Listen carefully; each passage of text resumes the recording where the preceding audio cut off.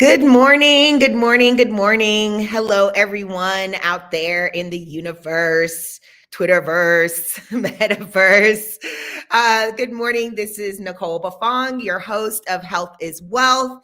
Thank you so much for joining us today. I am so excited. We've talked about this subject before, cannabis use and addiction recovery. It is such a topic that affects so many people, families, and it's not just the person that is the addict that it affects. It actually affects, a myriad of people. And so I'm grateful that I have my guest on today that's going to be talking with us about her personal journey in using cannabis with her addiction. But I wanted to start off today, wherever you're joining us in the world, thank you again. But I wanted to start off with some information that I found that I think would be helpful for our conversation. And it starts with addiction is a disorder of craving.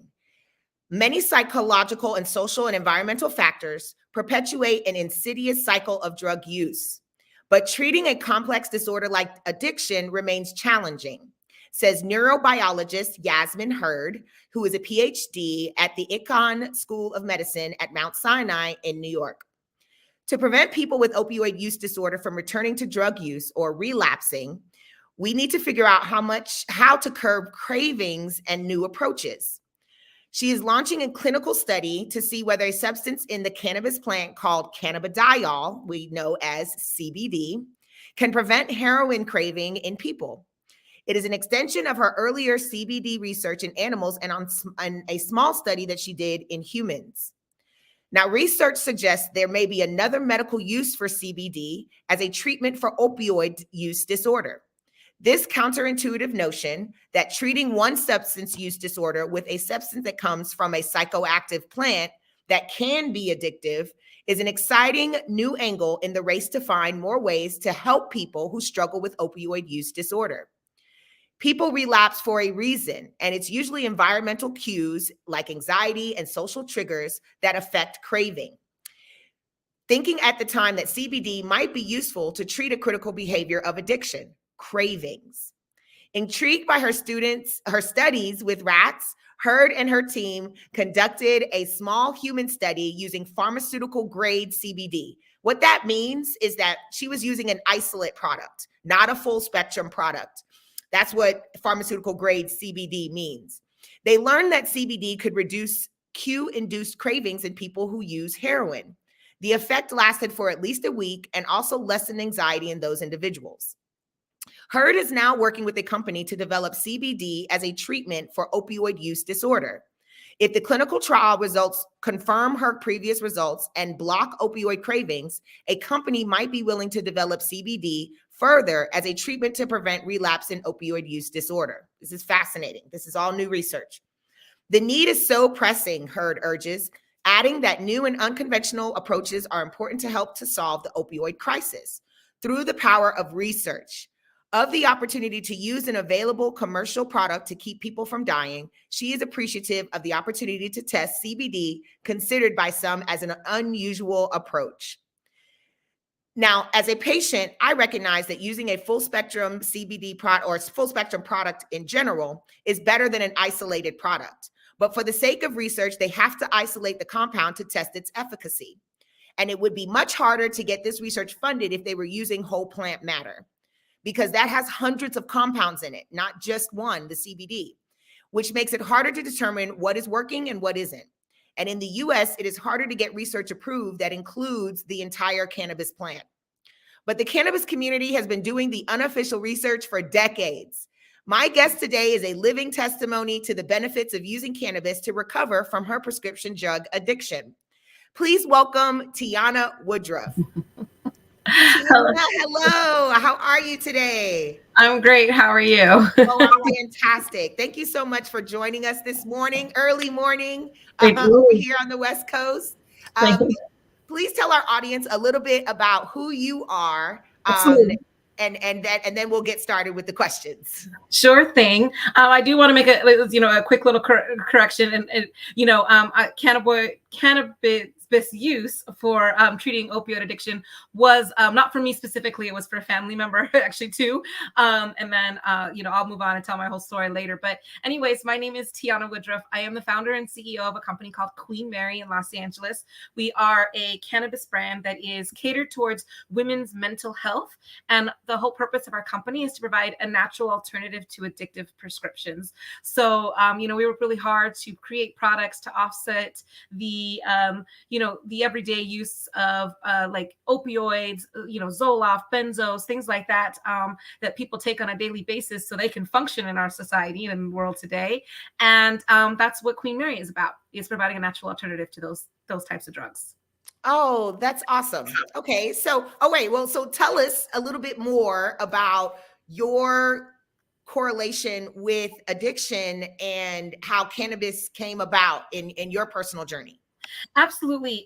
There's, obviously being a woman of color, cannabis is something that's a part of your family and your life and our culture forever. So, I never really thought much about it. I never really considered cannabis to be this, medicine and this healing plant that it is. It was just kind of, recreational or for use, or, it was just, it was never like a stigma in my family. But my closer, I guess, relationship to cannabis started when my mom's only sister, my aunt, one of my favorite people on the planet, she struggled with opioid addiction. She was addicted to pain meds, and we all know there's doctors out there, they've tried to make laws against it, but that just write prescriptions because they get paid from the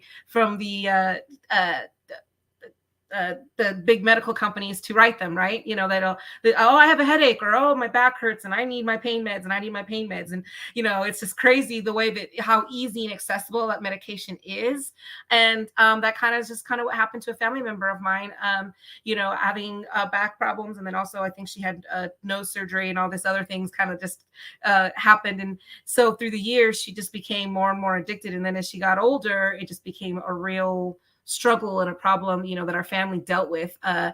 She one time ended up in the hospital and was septic, and we thought she was going to die. And even in her last days, she just didn't, wanted her drug, and it was just like, wow, to see that kind of destruction in your family. I could talk all day about all the different symptoms and everything that she kind of had, but, unfortunately she did pass, right around, she was like 15 when she died, and so, that's a shame. Yeah, it was really sad. And she was such a vibrant, lively person. And then fast forward a couple of years, her mother, my grandmother, little old cute lady, she, had hip problems. In fact, all the cartridge in her hip had pretty much been gone. They used to give her cortisone shots, but as it became bone on bone, it was no good. So her doctor, what did they prescribe?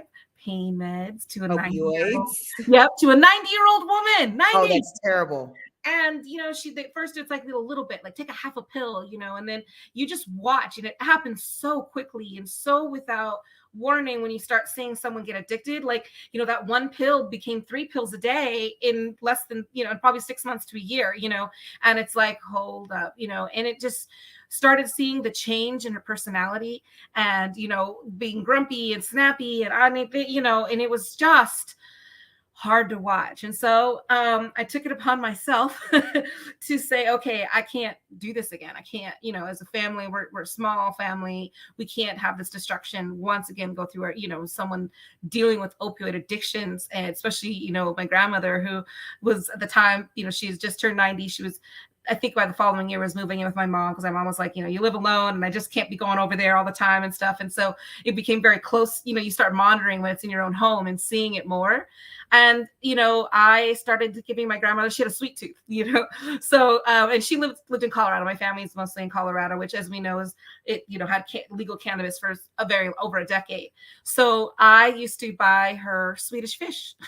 They actually have the Swedish Fish red candies, and that's how I got her started on cannabis. I love that. So I was like, have some candy, Grandma. I love that. Yes. Yeah. So there was a point in time, and actually it lasted for about 2.5 weeks. It was the longest 2.5 weeks of my life. My mom called me, because I live in Los Angeles now. And my mom called me and said, hey, we're all going on, me and, your brother and my husband and everything. We're all going to go on vacation to, London for a while. We're going to go to Europe. Will you come and take care of grandma. And I'm like, sure, I work for myself. It's fine. I can take the time off.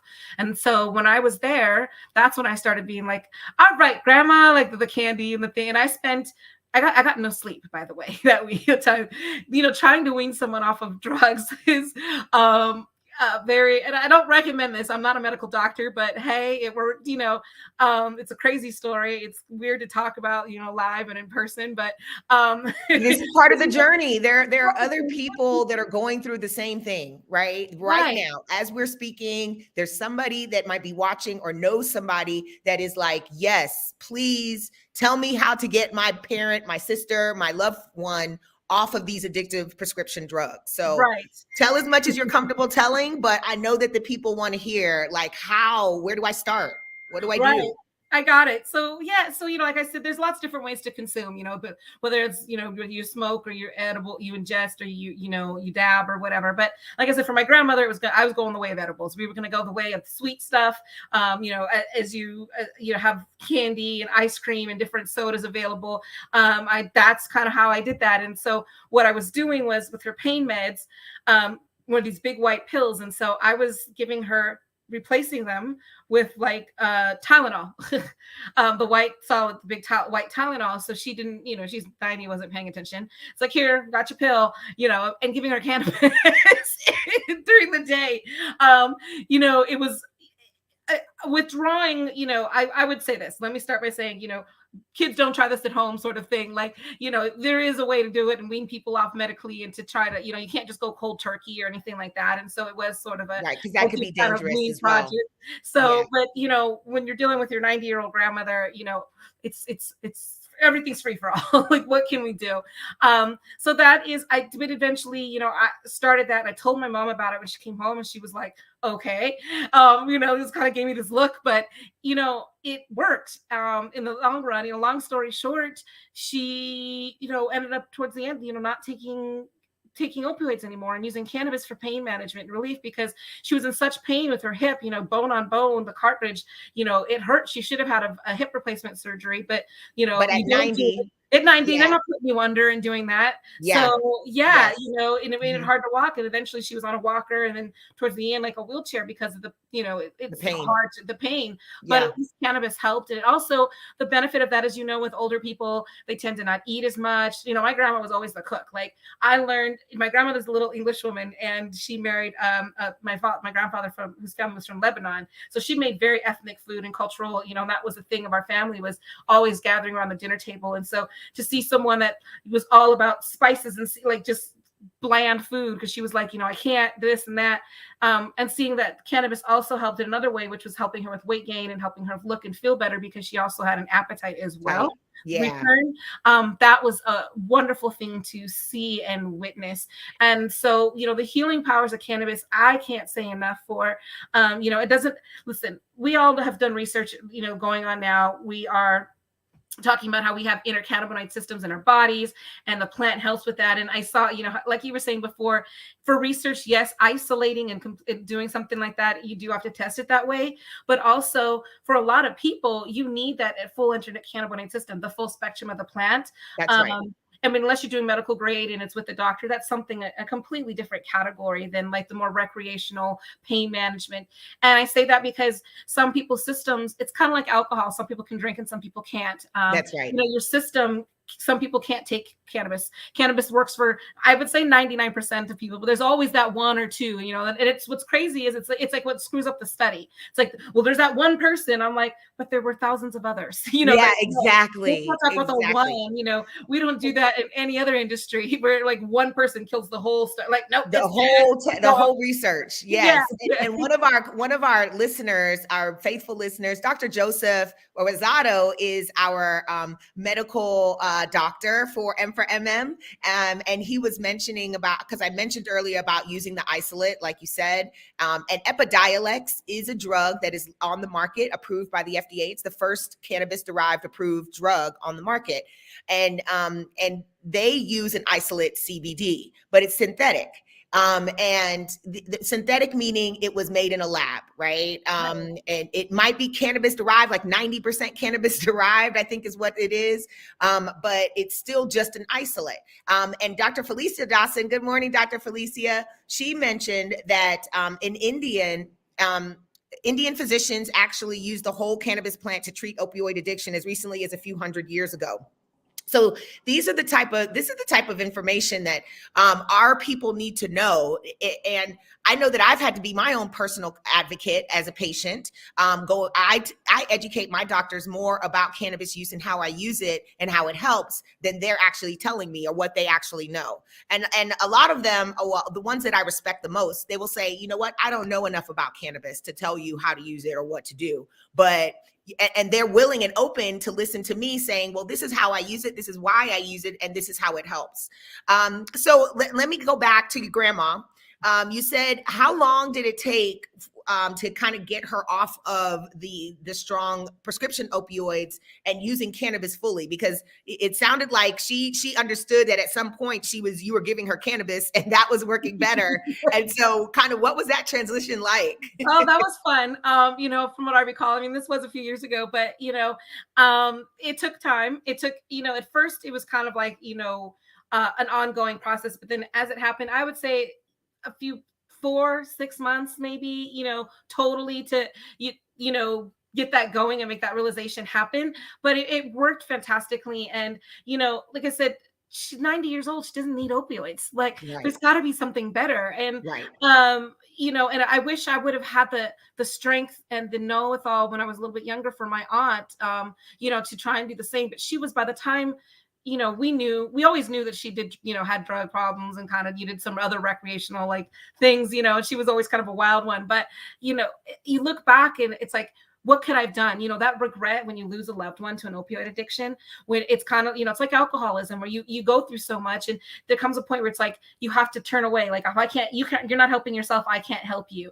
But then after the death comes, you're like, well, I didn't try hard enough. I could have done more. I could have done more. My mom, tried to get the doctor in trouble the first, not the second, and the third time I ended up hospitalized. And those last couple of years were rough. Those last couple of years, she was in and out of the hospital a lot. She was septic. She was on an oxygen tank. She had all these issues because she was a chronic smoker. She'd smoked for most of her life too, as well. Wouldn't even stop smoking. Like, addiction is addiction. And when you have addictions, it doesn't stop at one thing. It moves on and on into other things. And, she used to smoke cannabis at the beginning, when she was younger, and she used to tell me stories about how she'd give my grandma, she was cool, like her seeds, and keep them for her because she was going to grow and whatever. That's just it's always part of the family tradition. But it just the opioids came much later. The opioids came later in life for her, because they always talk about, I grew up being told cannabis is the gateway drug, right? Weed, marijuana, you smoke marijuana and you're going to go into heroin. Next thing, you're gonna have heroin, you're gonna have all this stuff. And the irony is, she was always a cannabis smoker and really was an addict. What the gateway drug is, the prescription medicine. Like, that's right. Drug is what made her become an addict. That's right.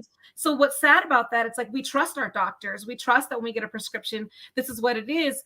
And it's not like it's all about profit. It's not about health. And that's what's really sad about the industry, is that, we don't care as long as we're making money. Right. And then of course, we're making money on the drug, and then where's more money? In the treatment of the drug. So then we give you more drugs to treat the drugs, and then you're absolutely. It's like a vicious cycle. It's a vicious cycle, and the same thing can be said about our food. I mean, we know for a fact that there are FDA approved foods sitting on shelves that cause cancer, that cause high blood pressure, that diabetes, all of the things.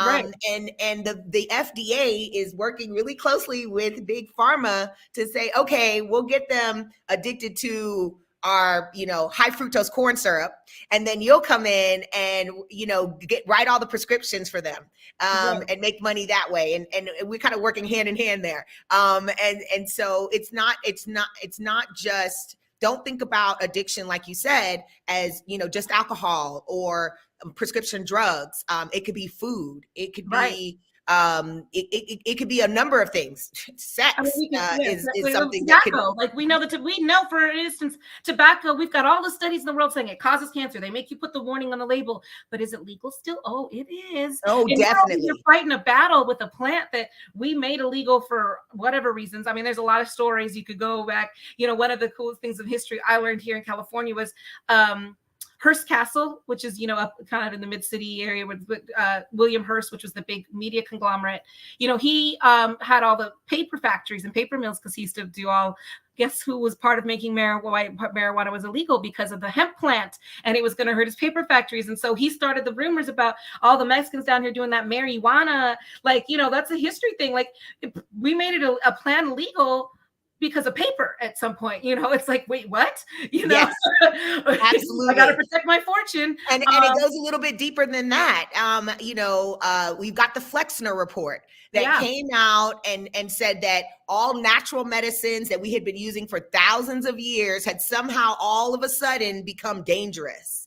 And no longer had the efficacy that now these synthetic drugs could provide. Mm-hmm. And so there was a myriad of things. Obviously, racism was involved. You had Harry Anslinger, who was the head of the Federal Narcotics Bureau, that was a renowned racist, that partnered with Hearst, that partnered with DuPont to create this propaganda around the plant.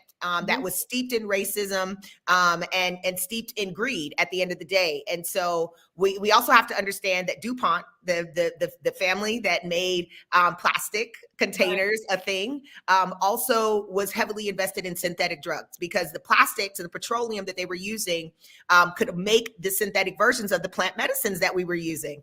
And so it was layered. It was a myriad of things.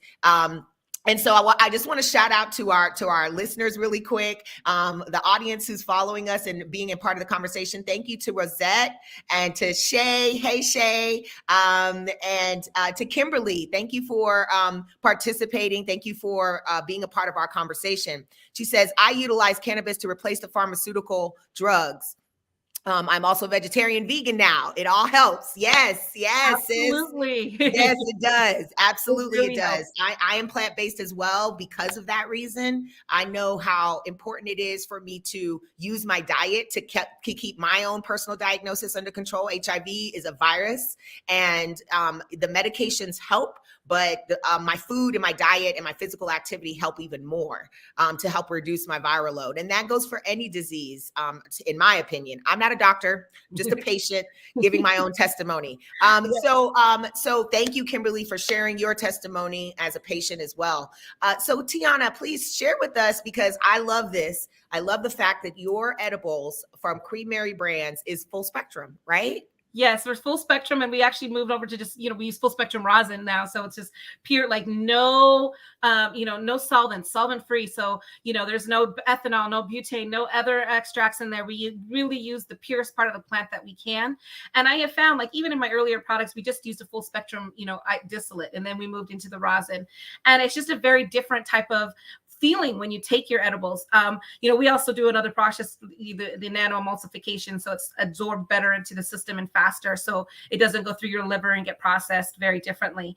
And just for any place of reference for people, most people, when you eat edibles, it goes through your liver and your digestive system, and your liver processes it out.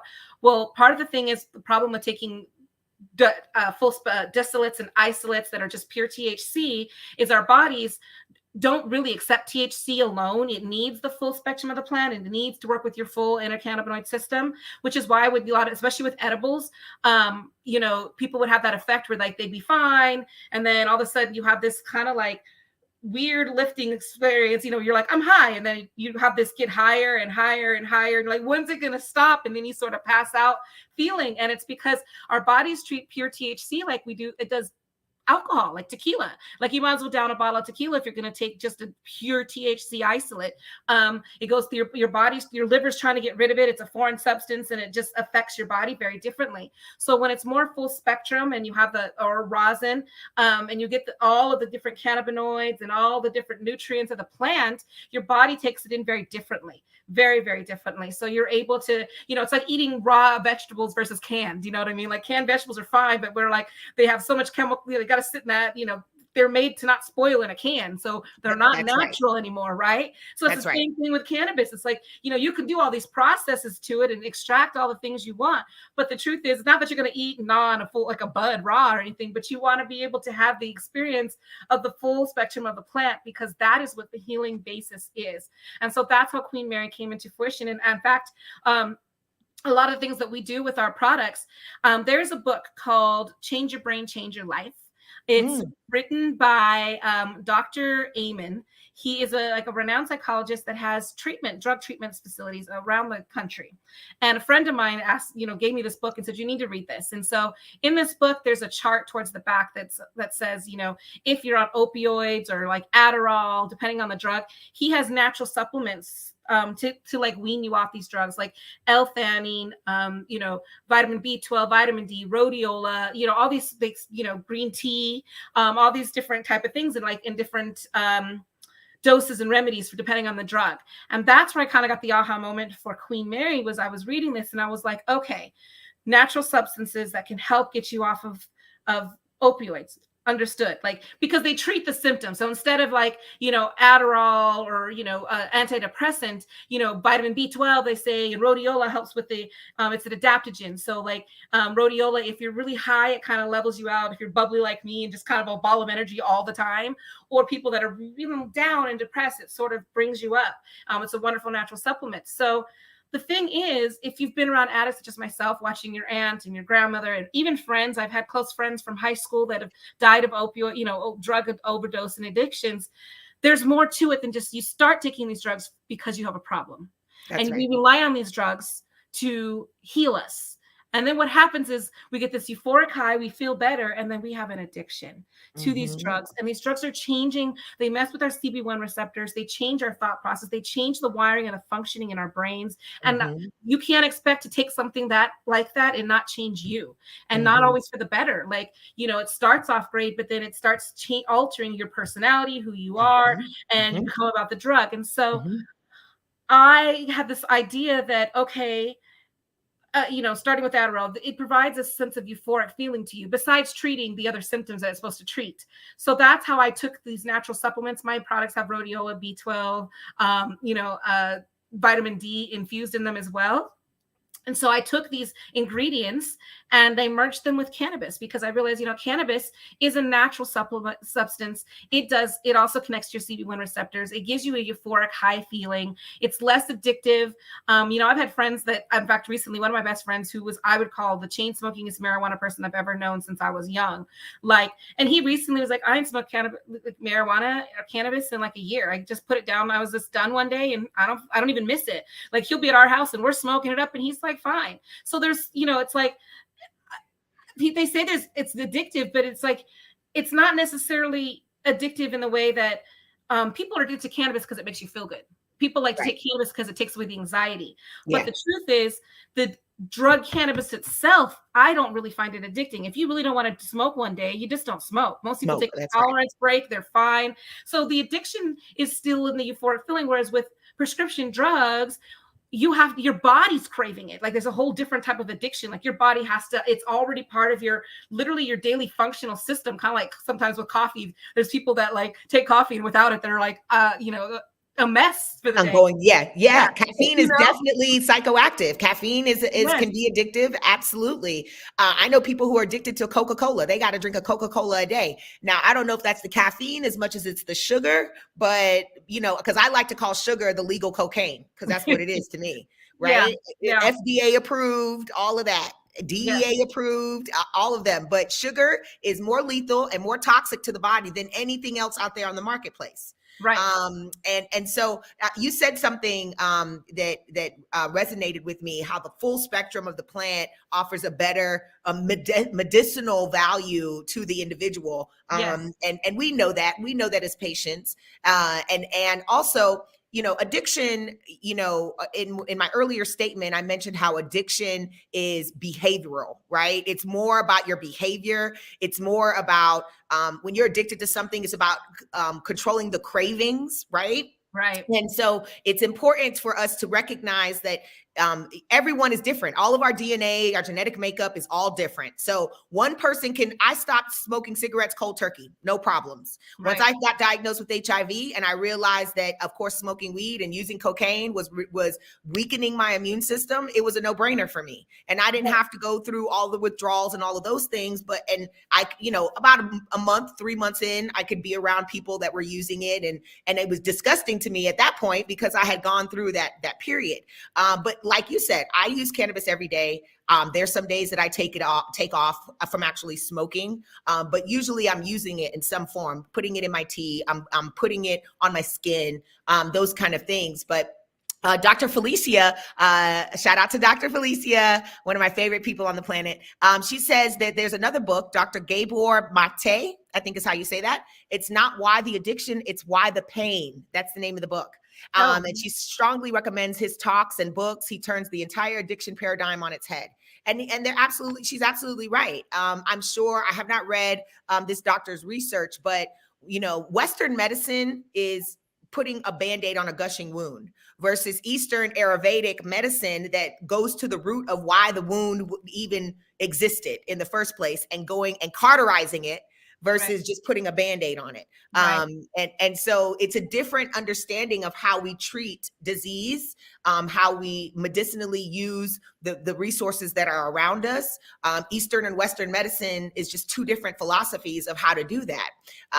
And so I'm very appreciative to the doctors and the resources that are around me that I've developed over the last few years that have helped me to manage my diagnosis better. And then I know it helps others like Shay. I've helped her to become her own patient advocate just by education. You've got to empower yourself with the education. That's why we're here today. That's why we're having this conversation. So that you all can do your own research. 72 events last year, educating in the public, about not just our products. I tell people in general, if you've got pain, look at CBN. It's a wonderful cannabinoid, not really psychoactive, like less than 0.3% THC. It helps with, fibromyalgia, arthritis, pain relief. It's a sleep aid. It's really calming and relaxing and good for you. So I always tell people, if you have those kind of issues, please look for anything with CBN. It's a wonderful cannabinoid. And like for my products, I only have 3 products in our on the market for online,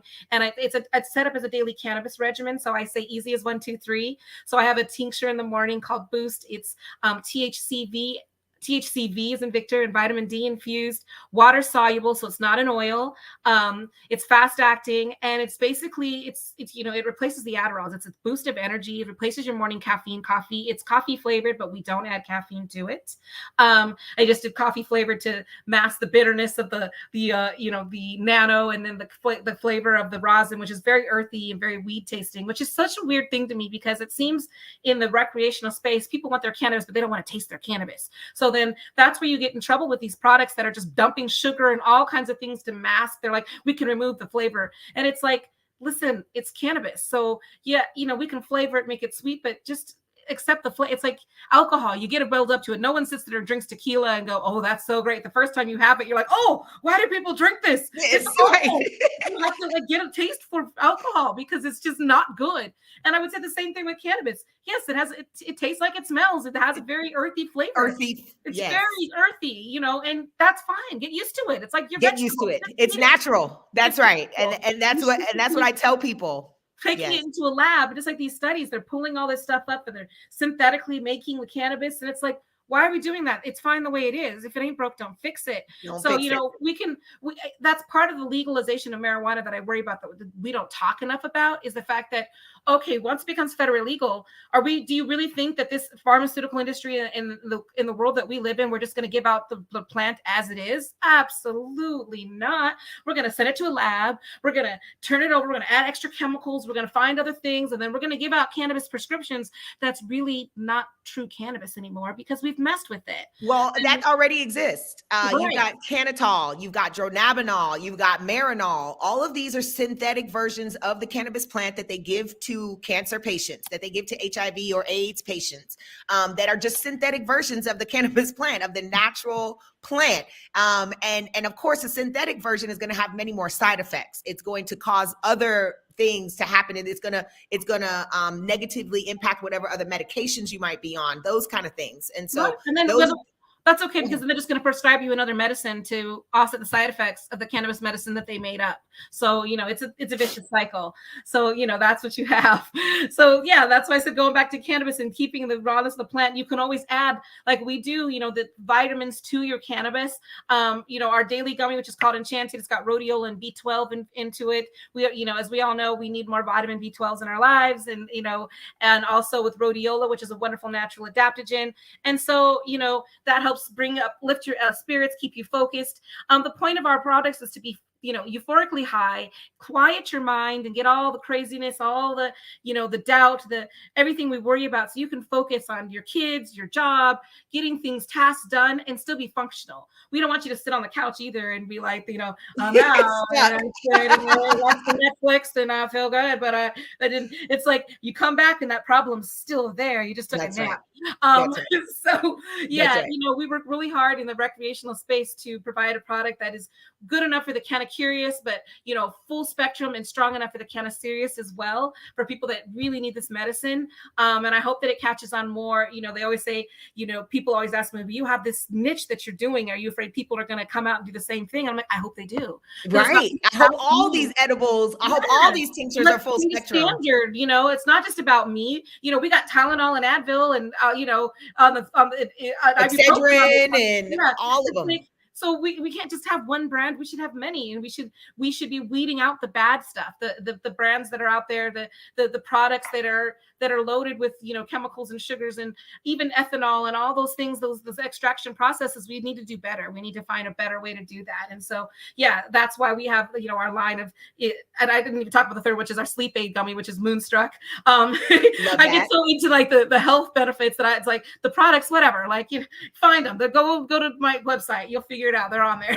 There's the Moonstruck gummy, which is 10 milligrams of THC, full spectrum rosin, and then 5 milligrams of the CBN.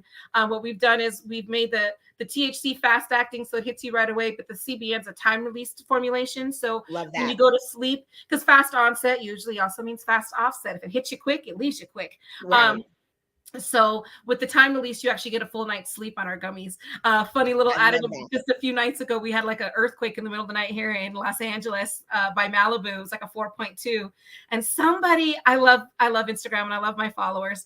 I guess a woman had posted this picture and she said, wow, earthquake last night woke me up at 2:00 in the morning, scary. And then someone had taken a screenshot of that and then posted below it, well, if you were on those Queen Mary Moonstruck gummies like I was, you'd have slept right through it. Right. I fell out. I was like, oh, they tagged me, and I laughed so hard. I was like, oh, thank you. Like, it's so true. I love that. Like, I had a Moonstruck, and that doesn't matter what's going on at night. I sleep good. And like, that's the point. We're so sleep deprived, and so we're addicted to our phones and social media and all this other stuff going on. Our stimulation is so high throughout the day that sometimes it's very hard to shut off and calm the mind at night. It's like we used to do when I was young. When you woke up in the middle of the night, it was dark. The TV usually was like on infomercials, so you could care less, and you would go back to sleep, get a glass of water, whatever. But what do we do now? We grab our phones and we're on social media, or we're looking at news, or we're reading a story, and so we're never going back to sleep. And so people are on these weird sleep patterns and increments. And so that also is a big problem with addictions. I mean, there's so many addictions that we have in today's society that are not just drug related, but the problem is we're taking drugs because it causes anxiety. When you're on your phone or you're doing this and you're not sleeping right, we can go all day and talk about, well, what's the side effects of that? What's the research? If you're not sleeping now, are you getting anxiety? You weren't born with anxiety as a kid. There's things, but it's learned behavior. And Absolutely. So, as you get older, it's like that study. So what do? We're having cannabis. It relaxes our mind. A funny story about the difference between people who drink. And it's funny how alcohol is just considered okay. And we all know that we grew up with Mothers Against Drunk Driving and all these things. Just so you know, we have laws about, we've actually put a legal limit on what we can consume because alcohol is so bad for you. I've never heard of anything like, well, in cannabis in one day, like if you get pulled, you can't have more than this many milligrams in your system. That's not a thing. Like really, there's this couple of stories here and there that people consult as everyone again, like this person overdosed in the hospital, and I'm like, Okay, so one person's in the hospital, but thousands of others are fine. And it's like, oh, but we could talk about alcohol. Like, how many people are in the morgue? But that one person that they claim had a THC overdose is living in an illegal state. So there's no way to track where they got that medicine from. Absolutely. And then they are blaming it on THC and not considering any other factor, right? They're not considering if that person was smoking a vaporizer. I remember there was a story last year sometime about a woman in New Orleans who they claimed had overdosed from THC. This woman came to the hospital after being diagnosed, or she came to the hospital, was super sick, and got diagnosed with like bronchitis, right? They sent her home with antibiotics. And then the ambulance gets called because she blacks out. And when they bring her to the hospital, the only chemical they find in her body is THC. Well, she was using a vaporizer. She's in New Orleans, though. She's in Louisiana. So that is not from the legal market. It was from the black market. So what other chemicals, toxins were in that vaporizer? Did they test the vaporizer? No, they only tested her blood, and the only foreign thing they saw was THC. But remember, they're not testing for CBD. They're not testing for any of the other cannabinoids. They're not testing for any type of poisons or lethal products that might have been in that vaporizer. So these are the kind of things that we have to consider. I know I do a show called High at 9 News, and so I'm very critical of news stories that I read. I can tell immediately when I read a news story that is coming from the opposition, that is being funded by somebody who wants to see cannabis stay illegal, right? Which is big pharma. They have a lot of money. The reason that cannabis is not legal, not in the marketplace, available to everyone, is because of big pharma, because they want to continue to make their synthetic versions of cannabis and sell it to the people, and then sell their drugs that can, help with the side effects of that, right? And so it's a continuing cycle, like you said. So one of our comments said that where can we get your products? And I know that products are only available in California right now. Is that correct? Could you They are only available in California right now. However, look for me the next couple of months if you're in Colorado or in New Mexico, because we are going to be expanding onto the shelves there. And, by the end of the year, we should hopefully be in Arizona, Nevada, and possibly Michigan. So just keep an eye out. We're trying to grow. Congratulations. Thank you. It's not easy to get into other states, as you know, especially like everyone right now is like the rush for New York going online. But, especially with like my products. So I've run into challenges even in New Mexico. They've only been online for, 7 months. The rush when it becomes legal is for licensing. People want to either cultivate, they just want to grow their weed, or they want a storefront. Well, we also need the whole the system, like the whole ecosystem of making cannabis. So with my edibles, it's like, well, how can I source rosin? And who's got this product? Like, how can I? Right. And it's really hard to source on these newer places. Our products are vegan. They're gluten-free. We use monk fruit to sweeten. We don't add any crazy colors. You're not going to have like blue, red, and yellow. My two different gummies are almost the same color, like almost colorless. They're just kind of you're using natural coloring. We're using natural coloring. There's no red dye number 4. There's no chemicals. When you read the ingredients list on the back of my stuff, it's like, the basics, vegetable glycerin and some monk fruit and, cannabinoid oil. Like there's like 6 ingredients, it's kind of like the original, like when they came back, we're like, we have the ice cream that only has milk and sugar, not all that other stuff. Yeah, that's kind of what we've done with our products. And so, yeah, and it's really hard. It's a challenge, not just to get into these states and try to get licensed. Could you imagine, just to give some context for people, you can buy Pepsi anywhere, but Pepsi manufactures and whatever and ships anywhere. If I could ship from California at my facility to everywhere in the country, I would. That would be great. But we can't. You have to go into every state. Every state has its own compliance, its own issues. You got to change your labels to match that state. So your product varies from state to state a little bit based on what's available there, what is allowed there, what's allowed. And so it's really hard. It's really expensive. Could you imagine if Pepsi had to set up 50 factories to be in all 50 states to make Pepsi like everywhere they went? And they wouldn't be in business. It doesn't make sense. It doesn't make any sense. And so that's what's really hard. But thank you for the support. We're looking to expand as quickly as we can and trying to, like I said, keep to what we know and have our product be as full spectrum if rosin's not available, and with vegan and all the other things as well. So there's a challenge in expanding. But we thank you for being consistent and wanting to have put out a product onto the market to supply consumers with something that is of great value. Not everybody has the same thought process as you do. They're thinking about their bottom line. They're thinking about the dollars and putting profits over people. So thank you so much for being consistent, wanting to put out a valuable product into the marketplace that people can consume and know that it's safe, know that it's good for them. And so continue to do that great work. Continue. What people don't realize, especially in the, especially like in California, where we are battling the illicit market because we're close to Mexico and the illicit market here thrives. It's mostly because there's not enough reparations for people that are going against the law. It's just like a slap on the hand and a fine, but they're making so much money, it doesn't matter. And, there's a company, and I'm just going to go ahead and call them out. Everyone's heard of doTERRA, I'm sure, which is like a wonderful, of course. They do all the essential oils. Now, being in the cannabis business that I am in and knowing what COAs are, which is a certificate of analysis, which has to come with every product. All my products are tested. I have to pre-test every ingredient before I put it in my products. That's because right. if I fail my final certificate of analysis, if I'm doing a run of 10,000, 20,000, however many units, I have to trash it all. I cannot do anything with it. It has to be on camera, melted, destroyed, and it's done. You're out all of that money. Yes. So even like with my rhodiola and my B12, I have to test it, make sure it's pure B12 and rhodiola and not a contaminated sources because I can't have it in my products. Going back to doTERRA, you can find, if you really look on the internet and are good at researching, you can find their COAs. They're around. You will find that a lot of them fail. They do not pass. They have, and it was my food scientist that showed me this. One of them, like their lavender essential oil, he's like, look at this test from last year.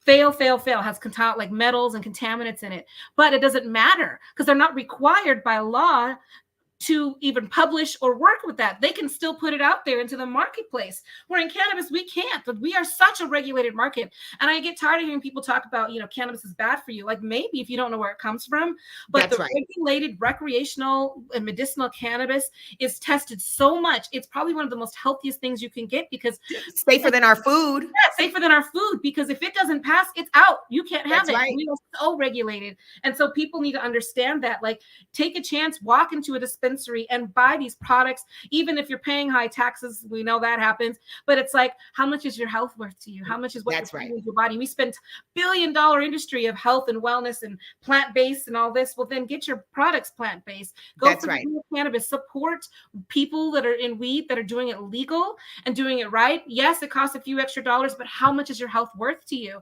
There's $1 billion industry.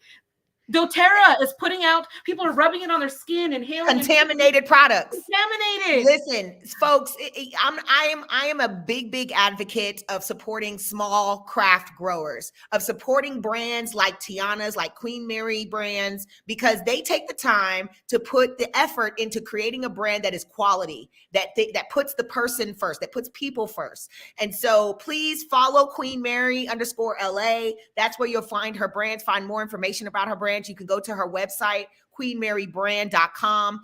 I don't recommend all of the products that are in some of these dispensaries. I have to consider that these MSOs are not taking into consideration people, that they're putting profits before people. They have products here on the shelf in Nevada where they've tested for pesticides. They've tested positive. They tested positive for mold, that they've had to take those products off the shelf. When you go into a dispensary, ask for the COA. Always ask for the COA. The product cannot be on the shelf if it does not have a COA.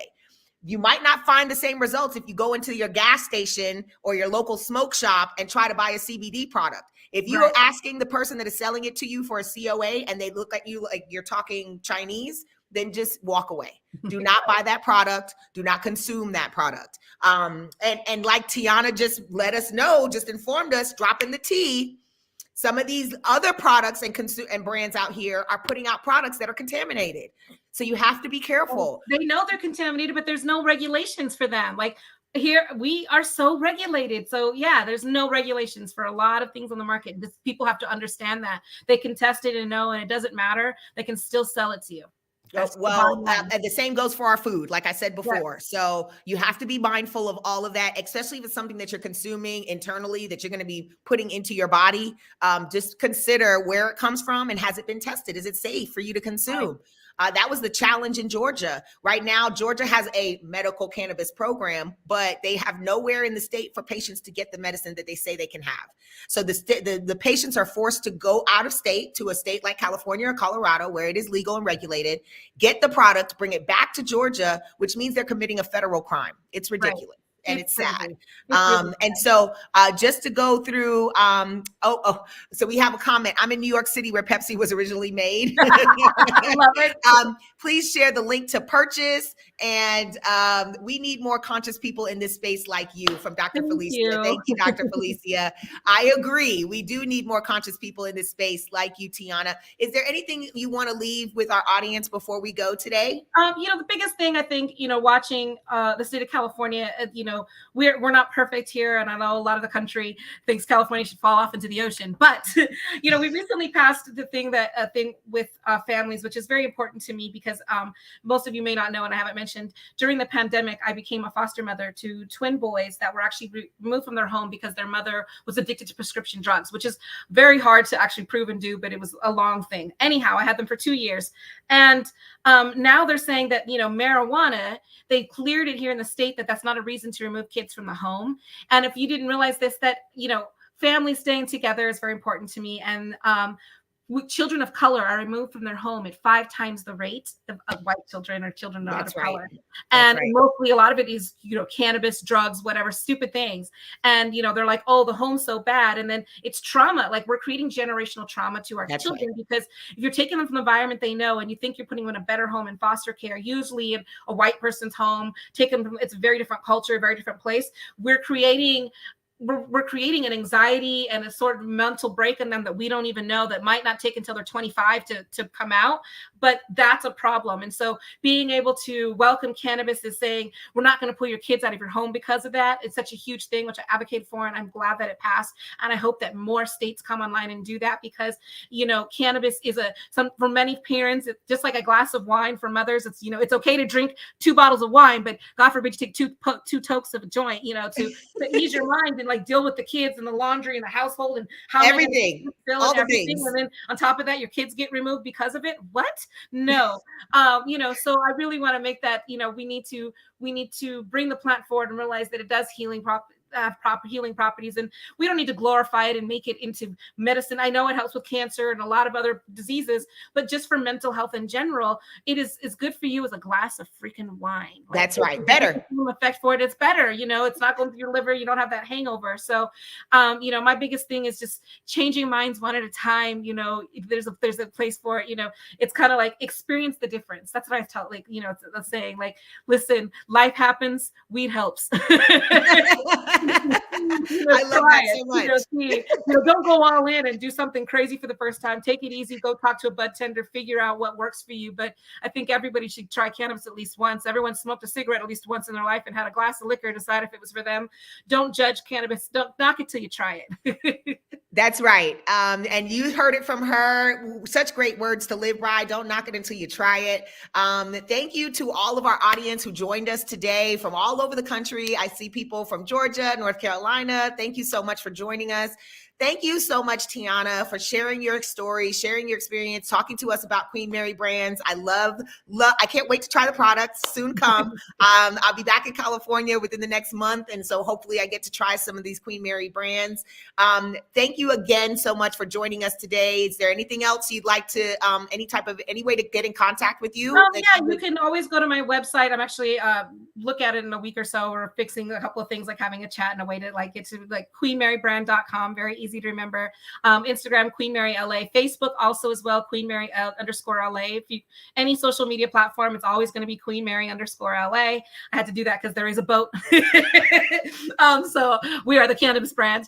And then I just tell people, if you're looking for my products, if you're in the state of California, you can go to leafly.com. You can go to Weed Maps, and you can see the dispensaries that we're offered in. We are a small company, so you're not going to find me in like the 500, 600, 700 stores across California. California quite yet. We're only a year and 2 months in, so we're in about 30 stores up and down the state and delivery services. So you are going to have to look a little bit to find us. There is a store locator on my website, so if you go there, put in your zip code, you can see where we are in the state, and we'll do the same for Colorado and New Mexico as well. So we're slowly growing, and I know you have to seek us out, but if you do, we'll be there for you. It's worth it. It's worth it, folks. Thank you again so much, so much, so much. I can't thank you enough. Folks, another one is in the bag. So thank you. If you are joining us today, we are going to be having our next Health is Wealth is going to be the fourth Saturday of every month. So join us. Thank you again so much, Tiana. We really appreciate you being here with us today. QueenMaryBrand.com. Please check it out. If you have any questions or trying to look for the brand, that's it. It's a wrap, folks. Thanks again. Join us next time. You can also share this recording with friends and family on our LinkedIn, Facebook, and YouTube pages. Just share this information to somebody that you know can help you or help them. We're here as a resource. Everyone, enjoy the rest of your Saturday. Happy February coming up to you. February is right around the corner. Happy Black History Month. Yes. If you're interested in partnering with M4MM, we are doing our Roundup for Social Justice this next month for Black History Month. So please reach out. You can reach me at m4mmunited@gmail.com. Reach out because we have a goal of 100K set to raise funds for M4MM. We are a 501c. We are a nonprofit, but we love serving our community. So thank you all again for joining us today, and I hope you enjoy the rest of your day.